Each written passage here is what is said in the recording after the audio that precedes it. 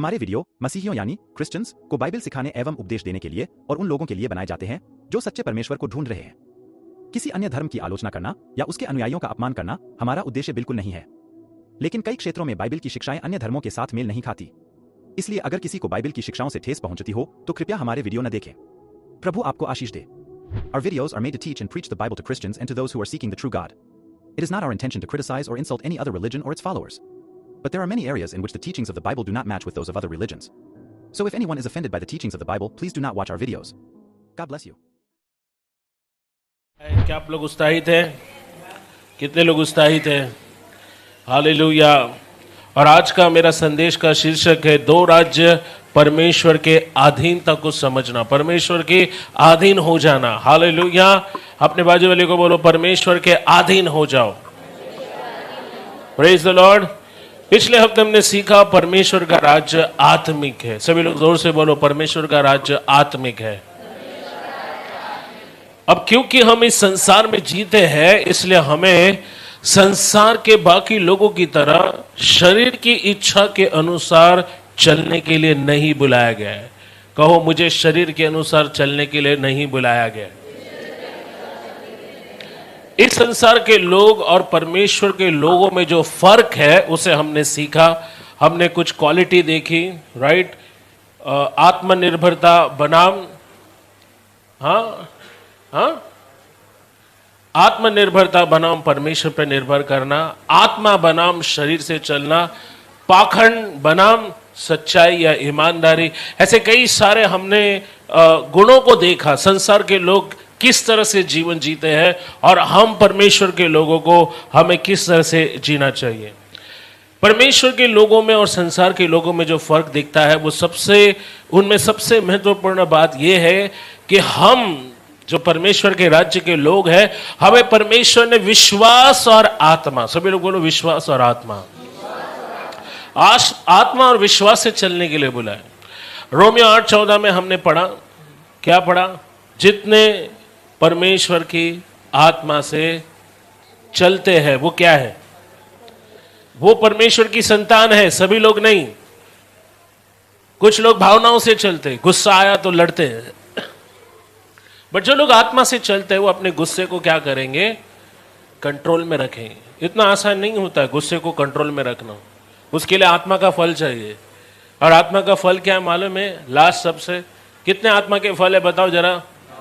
9 फल है। और आखिरी फल क्या है मालूम है? संयम। सो कौन अपने गुस्से को कंट्रोल कर सकता है? अगर कोई बार बार आपको उचकाता है, कोई बार बार आपको चिढ़ाता है, कोई बार बार आपके संयम की परीक्षा लेता है, अगर आप भावुक हो जाते हो, अगर आप भावनाओं से चलते हो, तो वो व्यक्ति आपको कंट्रोल करना शुरू करता है। यानी आपका रिमोट कंट्रोल उसके हाथ में चला जाता है और उसको मालूम है कौन सा बटन दबाने से आप क्या प्रतिक्रिया दोगे। तो दूसरों को आपको कंट्रोल मत दो, दूसरों को अपने जीवन का कंट्रोल मत दो।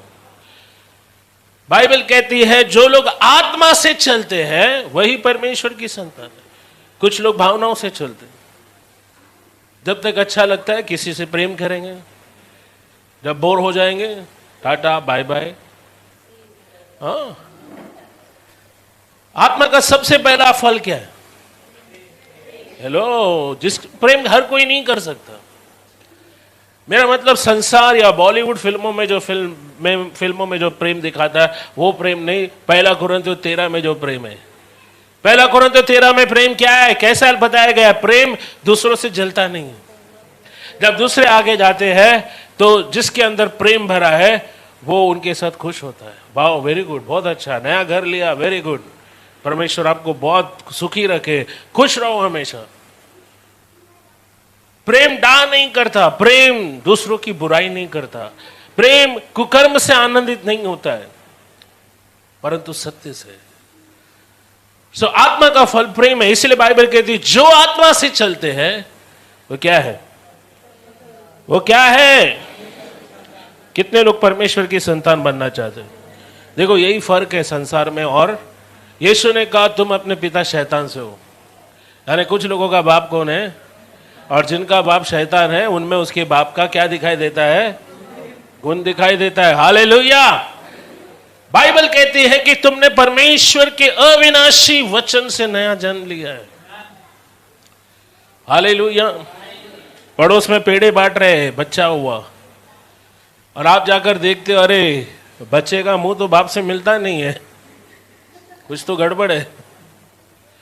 अगर हम खुद को परमेश्वर की संतान कहते हैं लेकिन बाप का स्वभाव हमारे अंदर नहीं है तो कुछ तो गड़बड़ है। दया सुनो, हमें आत्मा से चलने के लिए बुलाया गया। सभी लोग बोलो, आत्मा से चलने के लिए बुलाया गया। व्हाट्सएप पर आत्मिक वीडियो डालने से हम आत्मिक नहीं बनते। जिसके कान हो वो सुन ले। व्हाट्सएप स्टेटस पर आत्मिक वीडियो डालने से या आत्मिक गाने सुनने से हम आत्मिक नहीं होते हैं। How many of you know that?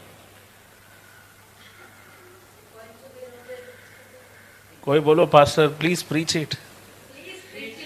नहीं नहीं नहीं। व्हाट्सएप पर आत्मिक किस्म के संदेश या वीडियो डालने से या आत्मिक गीत सुनने से कोई आत्मिक नहीं बनता। तो आत्मिक हम कैसे बनते? जो लोग आत्मिक हैं, यीशु ने कहा तुम उनको उनके फलों से पहचानोगे। कैसे मालूम पड़ता है ये सेब का पेड़ है, पेरू का पेड़ है, अंजीर का पेड़ है, कलिंगड़ का पेड़ है? हाँ, कैसे मालूम पड़ता है सिस्टर ज्योति? क्या देखने से? क्या देखने से? तो इस दुनिया में लोगों को कैसे मालूम पड़ेगा ये मसीह है या ये गैर मसीह है, ये विश्वासी या अविश्वासी है? क्या देखने से मालूम पड़ेगा? यीशु ने कहा तुम उनके फलों से उनको पहचानोगे। हाथ में बाइबल उठाया, आत्मिक है क्या? हाँ, बाइबल और माइक लेके पोज दिया, पास्टर हो गया? बाइबल तो कोई भी उठा सकता है। आजकल देखो फेसबुक पे सभी लोग फोटो डालते हैं। क्या बाइबल का प्रचार करने से हम आत्मिक बनते हैं? कम ऑन, आंसर में। यीशु ने कहा जो मेरे वचन को सुनकर उसे मानता हो, उस पे चलता हो, वो बुद्धिमान है। Praise the Lord. निकलो मत्ती 7 अध्याय 15 से 20 वचन को पढ़ें। झूठे भविष्यवक्ताओं से सावधान रहो, जो भेड़ों के भेष में तुम्हारे पास आते हैं, परंतु अंतर में वे फाड़ने वाले भेड़िए हैं। उनके फलों से तुम उन्हें पहचान लोगे। क्या लोग झाड़ियों से अंगूर या ऊंट कटोरों से अंजीर तोड़ते हैं? इसी प्रकार हर एक अच्छा पेड़ अच्छा फल लाता है। बाइबल कहती है अच्छा पेड़ क्या लाता है? अच्छा पेड़ क्या लाता है? अच्छा फल लाता है। और आगे? और निकम्मा पेड़ बुरा फल लाता और है। निकम्मा पेड़ बुरा फल लाता है। आगे? अच्छा पेड़ बुरा फल नहीं ला सकता। हाँ सुनो, यहां पर ध्यान दो, यहां पर सभी लोग। अच्छा पेड़ कभी भी बुरा फल नहीं दे सकता है। हाँ, और न निकम्मा पेड़ अच्छा फल और न निकम्मा पेड़, जो निकम्मा है उससे आप अच्छे की अपेक्षा नहीं कर सकते। आगे? जो पेड़ अच्छा फल नहीं लाता वह काटा और आग में डाला जाता है। जो पेड़ अच्छा फल नहीं देता है उसके साथ क्या होगा? उसे क्या होगा? उसको अच्छा, अभी आपको फल लाना है तो क्या करना पड़ेगा? बाइबल कहती है, यीशु ने कहा मैं दाख रहता हूं, तुम डालियां हो। जो मुझ में बना रहता है वो हेलो जो मुझ में बना रहता है वो क्या करता है? हाँ, क्या करता है? जो मुझ में बना रहता है वो बहुत सा फल फलता है, वो बहुत सा फल लाता है। सो अगर आपको बहुत सा फल लाना है तो आपको यीशु में बना रहना बहुत जरूरी है। ओके, तो यहां बाइबल कहती है निकम्मा पेड़ अच्छा फल दे नहीं सकता है और जो अच्छा है वो बुरा फल नहीं दे सकता। देखो वचन 20 में यीशु ने क्या कहा? इस प्रकार उनके फलों से तुम उन्हें पहचान इस लोगे। प्रकार तुम उनको उनके फलों से, सभी लोग बोलो फलों से, फलों से पहचानोगे। अब सबसे जरूरी बात जो मैं करने जा रहा हूं, वचन 21 अंडरलाइन करो। जो मुझसे हे प्रभु कहता है, जो मुझसे हे प्रभु कहता है, उनमें से हर एक स्वर्ग के राज्य में प्रवेश न ओके। करेगा। अब मैं आपसे पूछना चाहता हूं, यहां पर कितने लोग बैठे हैं जो परमेश्वर के राज्य में प्रवेश नहीं करना चाहते? हाँ, हेलो, क्या आप परमेश्वर के राज्य में प्रवेश करना चाहते हैं? कितने लोग करना चाहते हैं? तो जल्दी से हाथ उठाए, कितने लोग परमेश्वर के राज्य में प्रवेश करना चाहते हैं? ओके, तो उसके लिए क्या करना पड़ेगा? बाइबल कहती है जो मुझे हे प्रभु कह के पुकारता है, उनमें से हर कोई प्रभु के राज्य में प्रवेश नहीं करेगा। तो कौन करेगा? कैसे हम प्रभु के राज्य में प्रवेश करेंगे? पढ़ो। परंतु वही जो मेरे स्वर्गीय पिता की इच्छा पर चलता परंतु है। वही, सभी लोग बोलो वही मतलब कौन? जो पिता की इच्छा पर चलता है। कम ऑन बोलो, जो पिता की इच्छा पर चलता है। कम ऑन, फिर से एक बार बोलो, वही जो पिता की इच्छा पर चलता है। सो अगर आप उसके राज्य में प्रवेश करना चाहते हैं, आपको क्या करना पड़ेगा? अरे बोलो जरा, क्या करना पड़ेगा? क्या करना पड़ेगा? इस तरफ के लोग बताओ, स्वर्ग में प्रवेश करने के लिए क्या करना पड़ेगा? इस तरफ के लोग बताओ, क्या करना पड़ेगा? हाँ, तो क्या उसकी इच्छा पर चलना आसान है? प्रभु ने हमें यह चेतावनी दी है कि हर एक जो मुझे हे प्रभु कहता है, वो परमेश्वर के राज्य में प्रवेश नहीं करेगा, परंतु केवल वही जो मेरे पिता की इच्छा पर चलता है। हम परमेश्वर के राज्य में सिर्फ अपने मुंह को चलाने से प्रवेश नहीं करेंगे। हे प्रभु हालेलुया, स्तुति करेंगे, प्रेज द लॉर्ड, हो राबा शिकारा लाबाहा, और घर में जाने के बाद धड़ाम धूम। हाँ, Sunday born again, Monday dead again. रविवार के दिन नया जन्म पाते हैं, सोमवार के दिन फिर से मर जाते। हेलो, लास्ट टाइम हमने देखा ना, एक गीत के बारे में मैंने बात की थी, भोली सूरत, हाँ नाम बड़े, और ये क्या है? पाखंडीपना। अगर हम चर्च में आत्मिक दिखावा करते हैं और घर में जाकर वो सारी बातें करते हैं, क्योंकि घर में पास्टर नहीं आता है देखने, घर में नहीं तो गांव में जाकर, मैं अक्सर विश्वासी को बोलता है, एक सच्चा विश्वासी देखना है, देखो जब वो शादी करता है। एक सच्चा विश्वासी वो होता है,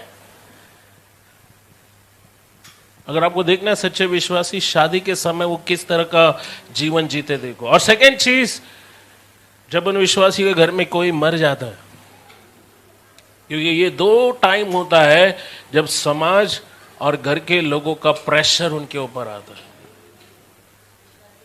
हाँ, मैंने कई विश्वासियों को देखा, चर्च में आ रहे, बपतिस्मा ले रहे, लेकिन वो अपने वापस पुराने रीति रिवाजों में चले जाते हैं। सुनिए यहां पर, इसलिए यीशु कहता है जो मुझे हे प्रभु कहता है, उसमें से हर कोई प्रभु के राज्य में प्रवेश नहीं करेगा। सुनिए यहां पर, सिर्फ हमारे मुंह को चलाने से हम प्रभु के राज्य में नहीं जाएंगे। केवल सच्ची आज्ञाकारिता को ही परमेश्वर हमसे चाहता है। अगर हम उसे प्रभु कहते हैं, वैसे कितनों ने उसको अपना प्रभु बनाया है? सबने प्रभु बनाया है, हालेलुया। तो हमें उसकी आज्ञा माननी चाहिए या नहीं? हाँ, माननी चाहिए कि नहीं? अगर हमने उसे प्रभु बनाया है तो हमें उसके प्रति सच्चे रहने की जरूरत है। जब मैं कहता हूं आज्ञाएं, तो इनमें सब कुछ आता है। सिर्फ वही आज्ञा आप नहीं मान सकते जो मानने में आसान है, जिसे करने के लिए सब तैयार रहते हैं, जिसमें आपको कोई परेशानी नहीं होती। लेकिन सच्ची आज्ञाकारी तो तब देखी जाती है जब वो आपको वो सब करने के लिए कहता है और आप वो सब करने को तैयार रहते हैं। जब प्रभु आपसे कहना चाहता है इसको जाके माफ कर, और आप माफ करना नहीं चाहते, तो आपने आज्ञा नहीं मानी। सच्ची आज्ञाकारिता वो है जब आप वो सब करने को तैयार होते हो जो परमेश्वर आपसे कहता है। चाहे फिर आपको किसी को माफ करना हो, खुद को नम्र बनाना है, या कोई छुपा हुआ पाप है जिसको आपको अंगीकार करना है।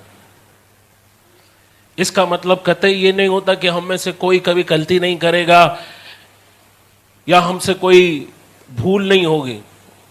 नहीं, इसका अर्थ ऐसा नहीं है। इसका अर्थ है कि जब हम उससे प्रभु कहते हैं तो हम सच में उसका आदर करना चाहते हैं, उसके अधीन होना चाहते हैं, चाहे फिर उसके लिए कोई भी कीमत चुकाना ना पड़े, कोई भी कीमत चुकाना पड़े। सॉरी, अगर हम उसको प्रभु बोलते हैं तो उसकी आज्ञा मानने के लिए कोई भी कीमत क्यों ना हो वो हम देने को तैयार रहेंगे।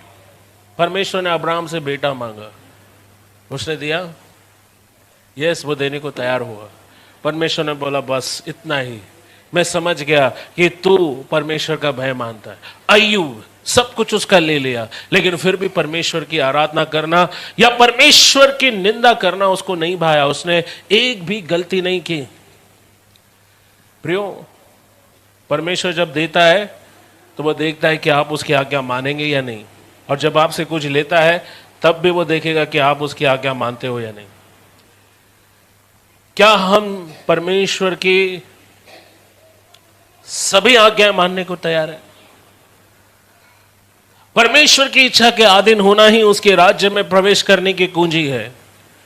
यीशु ने साफ लफ्जों से कहा है कि जो मेरे पिता की इच्छा पर चलेगा वही उसके राज्य में प्रवेश करेगा, चाहे फिर इसके लिए आपको कुछ भी क्यों ना करना पड़े। परमेश्वर का राज्य आत्मिक और नैतिक है, उसमें परमेश्वर एक राजा की तरह राज्य करता है, और जो भी उसके राज्य में है उन सभी को उसके धार्मिक अधिकार के अधीन होना चाहिए। हम इस राज्य में शामिल होते हैं प्रभु यीशु मसीह में अपने विश्वास करने के द्वारा और मन फिराने के द्वारा। इसका मतलब है कि अब हम अपने खुद के मन की मर्जी से नहीं चलते या खुद की इच्छा को पूरा नहीं करते, हम इन सारे चीजों से मुड़ते हैं और पूरी तरह प्रभु के अधीन होते हैं। यीशु को प्रभु कहने का मतलब है कि अब हम अपनी खुद की मर्जी या खुद की इच्छा को नहीं चाहते। याद है यीशु ने जब गतसमनी के बाग में प्रार्थना की, उसने क्या कहा? हे पिता, अगर हो सके तो ये प्याला, वो कौन सा प्याला था जिसके बारे में यीशु बात कर रहे थे? वो दुख और वो तकलीफ का प्याला था जिसे वो पीने पर थे। उन्होंने कहा पिता, अगर हो सके तो ये प्याला मुझसे हट जाए, लेकिन फिर भी मेरी इच्छा नहीं। हालेलुया। दूसरा तिमोथी 2:3 क्या कहता है? आइए पढ़िए। मसीह यीशु के अच्छे योद्धा के समान मेरे साथ दुख उठा। मसीह यीशु के अच्छे योद्धा की नाई मेरे साथ क्या कर? पौलुस ने कभी तिमोथेस को यह सलाह नहीं दी मेरे साथ मौज उड़ा। हेलो, मसीह यीशु के अच्छे योद्धा के नाई मेरे साथ क्या कर? मौज उड़ा। वो कहता है दुख उठा। वचन 4, जब कोई योद्धा लड़ाई पर जाता है, जब कोई योद्धा लड़ाई पर जाता है तो इसीलिए कि अपने भर्ती करने वाले को प्रसन्न करे। सुनो, यहां पर वो कहता है जब कोई योद्धा, कितने योद्धाओं से मैं बात कर रहा हूं? हालेलुया। कितने योद्धा हैं यहां पर बैठे? हालेलुया। ओ, मुझे बताओ कितने योद्धा हैं यहां पर है? हालेलुया। कहो मैं एक योद्धा हूं। हाँ, सुनो, यहां पर अगर आपने ये यीशु को अपना प्रभु बनाया है, आप उसके सेना के एक सिपाही हो, एक सैनिक हो। हालेलुया। आपका काम रोना नहीं है, आपका काम लड़ना है। कम ऑन, बोलो मेरा काम लड़ना है। और आपको किससे लड़ना है? बाजू वाले से, बिल्डिंग में जो आपके बाजू के फ्लैट में रहता है उससे, आपके कलीग से जो आपके साथ काम कर रहा है उनसे लड़ना है, या चर्च में एक दूसरे से लड़ना है? नहीं, एक लड़ाऊ, एक योद्धा अपनों से नहीं लड़ता है, वो किससे लड़ता है? बट यीशु मसीह की चर्च में देखो आज कितने दुख की बात है, लोग एक दूसरे से लड़ते हैं, एक दूसरे का मुंह देखना नहीं चाहते, एक दूसरे का तकलीफ उठाने की तो दूर की बात है, कभी झूठे मुंह पूछते भी नहीं कैसे हो, क्या चल रहा है आपकी लाइफ में। सुनो, आज सबसे दुख की बात क्या है? हर कोई अपने आप को प्रसन्न कर रहा है। पौलुस कहता है कि जब कोई योद्धा लड़ाई पर जाता है तो वो इसलिए कि वो अपने भर्ती करने वाले को प्रसन्न करे। किसको प्रसन्न करे? और उसको भर्ती कौन करता है? हाँ, बाइबल कहती है एक सिपाही अपने आप को नहीं लेकिन अपने भर्ती करने वाले को प्रसन्न करे। यानी वो किसके बारे में बोल रहा है? किसने आपको यीशु की सेना में भर्ती किया? खुद परमेश्वर ने। तो आपका काम क्या है? किसको प्रसन्न करना है? आगे देखो क्या लिखा है, एक सिपाही क्या नहीं करता है। जब कोई योद्धा लड़ाई पर जाता जब है कोई योद्धा लड़ाई पर जाता है तो इसीलिए कि अपने भर्ती करने वाले को प्रसन्न करे, हाँ अपने आप को संसार के कामों में नहीं फंसाता। हाँ, अपने आप को संसार के कामों में नहीं फंसाता है। बॉर्डर पिक्चर देखा है? हाँ, सिपाही लोगों को छुट्टी नहीं मिलती है, घर से खत आता है, संदेशे आते हैं कि घर कब आओगे। हाँ, लेकिन फौजी लोग घर जाते हैं क्या? हाँ, बीवी बीमार है, माँ बीमार है, घर बनाना है, जाते हैं क्या वो? कमांडर क्या बोलता है? अगर हर कोई छुट्टी लेके घर बैठेगा तो मिलिट्री जाना इतना आसान नहीं है। हम कौन है? देखो अभी सबके मुंह बंद पड़ गए। अभी बोलो मैं मसीह का सिपाही हूं। कितने लड़ाई करने वाले लोग हैं, कितने योद्धा हैं यहां पर? मैंने आपके बाइबल में लिखा है एक योद्धा अपने आप को नहीं प्रसन्न करता है। किसको प्रसन्न करता है? किसने भर्ती किया आपको? किसने भर्ती किया यीशु की सेना में? क्या आप लड़ाई करने वाले हो? क्या आप यीशु के सिपाही हो? तो अपने आप को संसार की बातों में मत फंसाओ। किस में मत फंसाओ? संसार की बातों में मतलब इन दिनों सोशल मीडिया, आज कई लोग सबसे ज्यादा फोन में रहते हैं, बट बाइबल पढ़ने के लिए उनके पास टाइम नहीं है। एक के बाद एक रील्स देखते हैं। उनको मालूम नहीं शैतान इतना आपको रील देखने में उलझा कर रखता है कि बाइबल पढ़ने, प्रार्थना करने का टाइम नहीं है। एक बहुत बड़ी बीमारी है ना। पूरी दुनिया की खबर है लेकिन खुद की खबर नहीं है। कहां जा रहे हो, क्या होगा, नो आइडिया। जैसे हम सिद्ध पिता की इच्छा के अधीन होंगे, याद रखो यीशु ने क्या कहा? स्वर्ग में किसको प्रवेश मिलेगा? किसको प्रवेश मिलेगा? जो पिता की इच्छा के अधीन होंगे। तब हम बहुतायत से, आत्मिक रूप से बहुतायत और फलवंत जीवन को अनुभव करेंगे। एक सच में संतुष्ट करने वाला जीवन, एक ऐसा जीवन जो उसकी सुमति के अनुसार है। इफिसियों 1:9 को घर पे जाकर पढ़ना। अब परमेश्वर के राज्य में स्वीकारा जाना। परमेश्वर के राज्य में किसे स्वीकार किया जाएगा? बहुत ही इंटरेस्टिंग स्टोरी हम देखने जा रहे हैं। और अभी मैं जो बोलने वाला हूं, अगर आपके पास पेन है, बुक है, प्लीज लिखो, क्योंकि अगर आप सिर्फ सुन रहे हैं तो सब सर के ऊपर से बाउंस होगा। मत्ती 22 अध्याय 2 से 14 में हम एक स्टोरी सुनते हैं, हम एक दृष्टांत को सुनते हैं। आइए पढ़ते हैं मत्ती 22 अध्याय 2 से 14 वचन।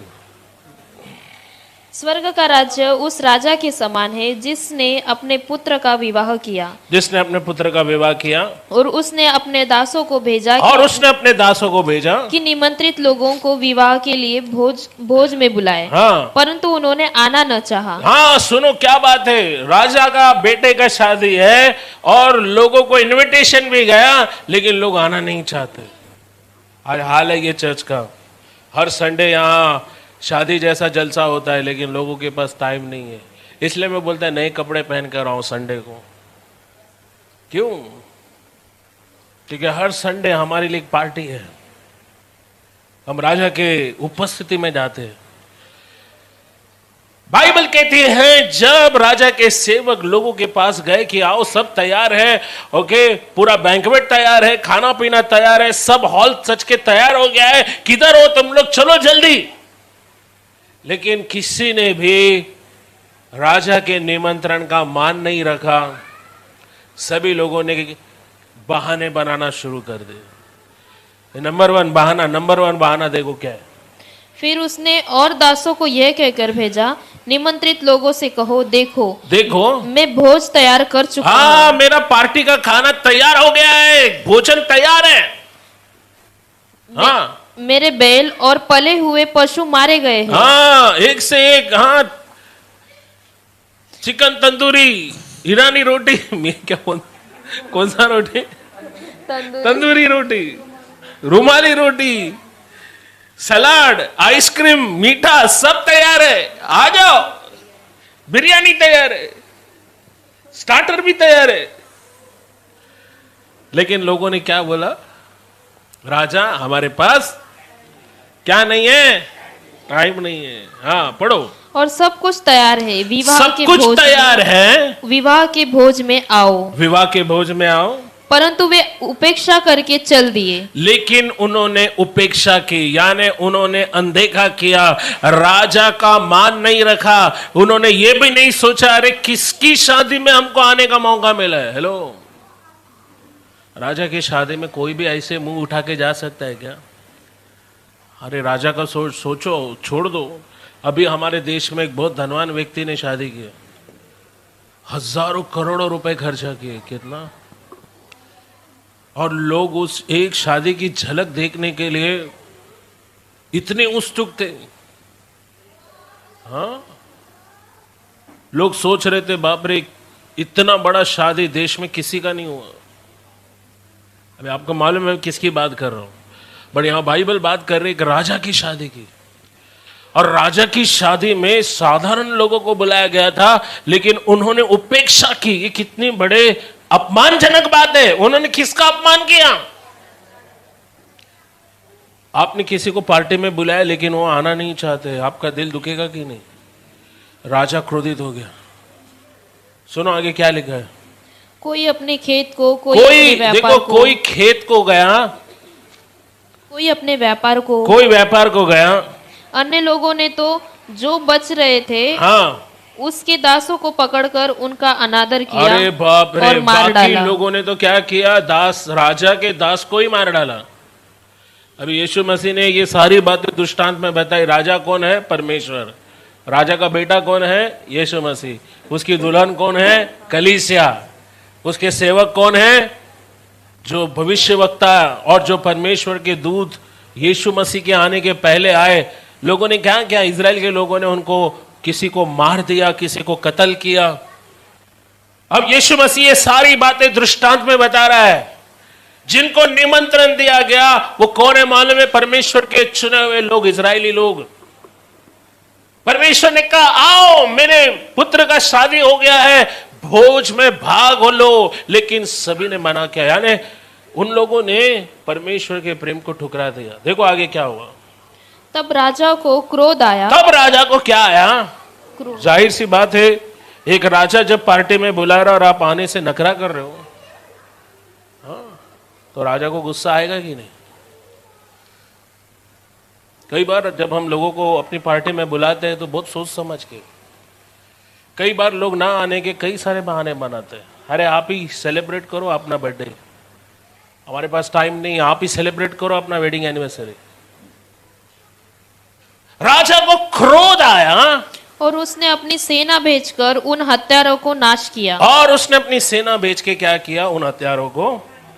अभी देखो आगे क्या है। और उनके नगर को फूंक दिया।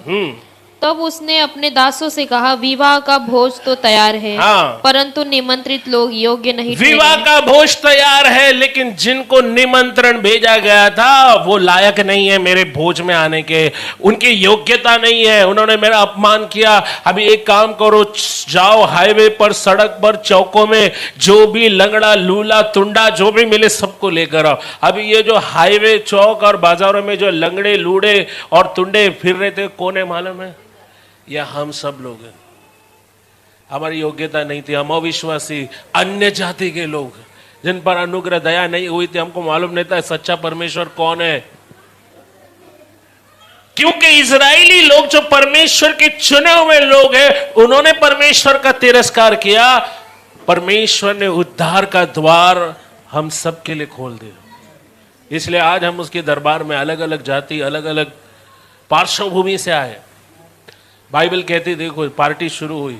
इसीलिए चौराहों पर जाओ और जितने लोग तुम्हें मिले सबको विवाह में भोज में बुलाओ। हाँ। अंततः उन दासों ने सड़कों पर जाकर क्या बुरे क्या भले जितने मिले सबको इकट्ठा किया और विवाह का घर अतिथियों से भर गया। और बाइबल कहती विवाह का घर मेहमानों से भर गया। ओके, जब जब राजा अतिथियों को देखने भीतर आया हाँ। तो उसने वहां एक मनुष्य को देखा जो विवाह का वस्त्र नहीं पहने था। हेलो, बाइबल कहती है कि जब राजा बैंक्वेट हॉल में आया, जब वो हॉल में आया देखने, मेहमानों से मिलने, तो उसे एक ऐसा बंदा मिला जिसने विवाह के कपड़े। अबे आप बोलेंगे पास्टर, अभी हमने पढ़ा राजा ने सड़क के सारे लूले लंगड़े गरीबों को बुलाया, अब गरीबों के पास कपड़े कहां से आएंगे? और यहां बाइबल ध्यान से पढ़ो, बाइबल कहती है कि उसने ब्याह का वस्त्र नहीं पहना था। इसका मतलब है उस बैंक्वेट हॉल में आने वाले हर एक को विवाह का वस्त्र दिया गया था। हेलो, बट इस व्यक्ति ने विवाह का वस्त्र पहनने से, सुनो सुनो सुनो सुनो, यहां पर राजा ने जब उसको देखा तो राजा को और चिढ़ आ गया। सुनो, किसी राजा की शादी में आप मैले कपड़े, फटे पुराने कपड़े पहन कर जाएंगे आप? इवन राष्ट्रपति को मिलना है ना, तो आपको गला बंद सूट पहन के जाना पड़ता है। और अगर आप एक स्त्री हो तो आपको एक अच्छे साड़ी पहनकर, मतलब एक प्रेजेंटेबल लगना चाहिए, क्योंकि आप कोई मामूली व्यक्ति को मिलने नहीं जा रहे। आप किसको मिलने जा रहे हैं? देश के सर्वोच्च अधिकारी को। हम साधारण शादी में भी पुराने कपड़े नहीं पहनते। कैसे आते हम? हाँ, समझ रहे हैं आप लोग? लेकिन बाइबल कहती है मनुष्य ने विवाह का वस्त्र नहीं पहना। जो खास कपड़े विवाह में पहनने के लिए राजा ने सबको दिया था, लेकिन इसने पहनने से क्या किया? उसको अपना मैला गंदा चितड़ा ही पसंद था। वो भूल गया वो कहां है। देखो बाइबल क्या कहती, पढ़ो पढ़ो, टाइम कम है हमारे पास। उसने उससे पूछा, क्या पूछा? हे मित्र, तू विवाह का वस्त्र पहने बिना यहाँ क्यों आ गया? विवाह का वस्त्र पहने बिना तू यहाँ क्यों आया है? उसका मुंह बंद हो गया। उसका मुंह क्या हो गया? देखो, उसका मुंह इसलिए बंद हो गया क्योंकि वो क्या कारण देगा? मेरे पास नहीं है। ऑलरेडी उसको विवाह का कपड़ा दिया गया था, लेकिन उसने नहीं पहना। उसके पास कोई कारण नहीं था। बाइबल कहती उसका मुंह क्या हो गया? उसका मुंह क्या हो गया? बंद हो गया। फिर क्या हुआ? तब राजा ने सेवकों से कहा, हाँ, इसके हाथ पांव बांधकर इसके हाथ पैर बांधो, उसे बाहर अंधियारा में डाल दो। हाँ, वहाँ रोना और दांत पीसना होगा। वहाँ रोना और दांत पीसना होगा, क्योंकि बुलाए हुए तो बहुत है, बुलाए गए बहुत है, परंतु चुने हुए लेकिन थोड़े चुने हैं। हुए थोड़े हैं। हाँ, यस। तो इस दृष्टांत में हम परमेश्वर के राज्य को एक राजा से दर्शाया हुआ देखते हैं, जिसने अपने पुत्र के ब्याह का भोज दिया और उस भोज में बहुतों को निमंत्रण दिया। वचन 11 से 13 में बताया गया कि उस भोज में आमंत्रित एक व्यक्ति ने ब्याह के कपड़े पहनने से इनकार किया। जब राजा ने क्रोध में आकर अपने सिपाहियों को उसे बंदी बनाने का आदेश दिया और कहा कि उसे बंदी खाने में डाल दो, जहां रोना और दांत पीसना होगा। सुनो, क्यों राजा ने अपने सिपाहियों से कहा इसके हाथ पैर बांधो और इसको बंदी खाने में डाल दो? क्योंकि उसने विवाह के वस्त्र को नहीं पहना था। ध्यान दो, जब तक आप जिंदा हो, हर रोज आपको बचने का अवसर परमेश्वर देता है। नरक में लोग सिर्फ एक मौके के लिए हर रोज रो रहे हैं। आपने नहीं सुना, मैं बहुत गंभीर बात बोल रहा हूं। जब तक आप इस दुनिया में हो, आपको रास्ते बदलने का मौका है, पश्चाताप करने का मौका है, क्षमा मांगने का, बदलने का मौका है। लेकिन जैसे ही आपकी जीवन यात्रा खत्म हो जाएगी, आपको कोई मौका नहीं मिलेगा। उधर नरक में रोज रो रहे लोग, हमें एक मौका दे, एक मौका दे, हम फिर से वो गलती नहीं करेंगे, लेकिन उनको कोई मौका नहीं मिलता है। तो याद रखो, यहां पर जिस मनुष्य ने ब्याह का कपड़ा नहीं पहना था, उसे अयोग्य जाना गया। वो हमें याद दिलाता है एक सबसे महत्वपूर्ण सबक को, और वो सबक क्या मालूम है? गलातियों 3:27 कहता है जितनों ने यीशु का बपतिस्मा लिया है उन्होंने यीशु को पहन लिया है। कितने लोगों का बपतिस्मा हुआ यहां पर? हमने लोगों से कहा जिसको भी इधर सेवा करना है बपतिस्मा लो। क्यों? बपतिस्मा का मतलब है आप अपने आप को पूरी तरह यीशु के अधीन करते हो। बपतिस्मा और शादी करना दोनों एक जैसा है, क्योंकि शादी करने के बाद फिर आप यहां वहां आंखें नहीं मटका सकते। शादी का मतलब मृत्यु है। मृत्यु का मतलब आप अपनी आजादी के लिए मर जाते हो। आप कुछ भी करने के लिए आजाद नहीं हो। अभी आपको जो भी करना है, मैं और मेरे दो और मेरी पत्नी, समझ रहे हो आप लोग? जनवरी फेब में हम फैमिली वैल्यूज के बारे में फिर से सीखेंगे, तो मैं इतने जल्दी वो सारी बातें उजागर नहीं करूंगा। बट शादी का मतलब मृत्यु है और बपतिस्मा का मतलब भी मृत्यु है। हम पुराने जीवन के लिए मरते हैं, पुराने रीति रिवाजों के लिए मरते हैं। हम यीशु का क्रूस उठाते हैं और बाइबल कहती है जितनों ने यीशु का बपतिस्मा लिया है उन्होंने यीशु को पहन लिया है। जब तक कि हम मसीह को पहन नहीं लेते हैं हमें परमेश्वर के राज्य में प्रवेश नहीं मिलेगा। क्या आप जानते हैं हमारे कपड़े हमारी सोच और हमारे व्यक्तित्व को दिखाते हैं? हेलो, जो व्यक्ति हमेशा कड़क इस्त्री मारा हुआ कपड़ा पहनता है, इन करता है, एकदम टॉप टिप रहता है, आपको उसकी सोच पता चलती है।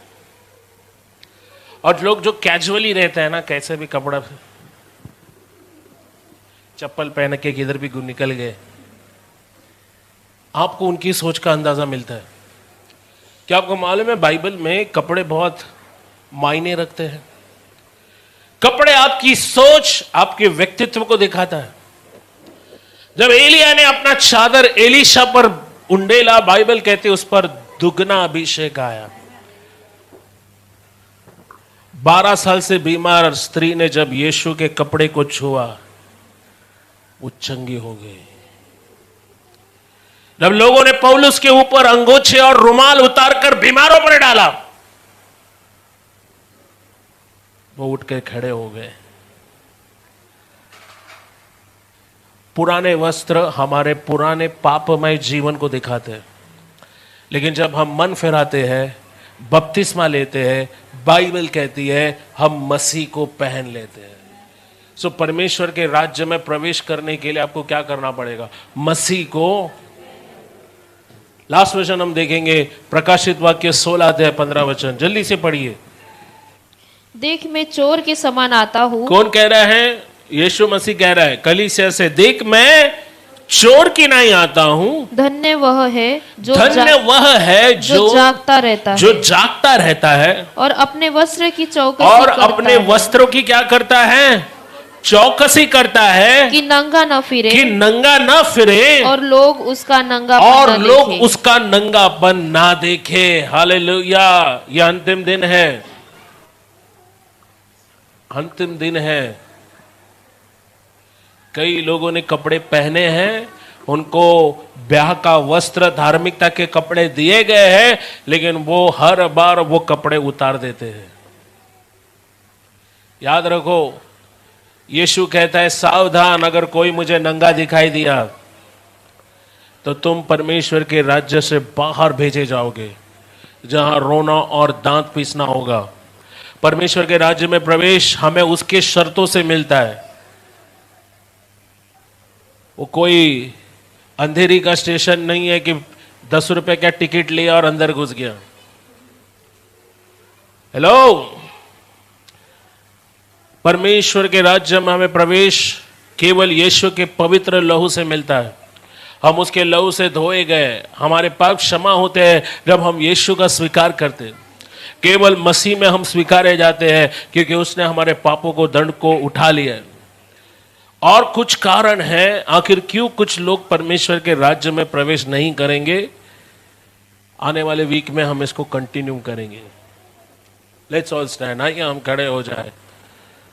New life fellowship Powai church YouTube channel को लाइक, शेयर और सब्सक्राइब करें। ये आप सभी से हमारा विनम्र निवेदन है। परमेश्वर आपको आशीष दें।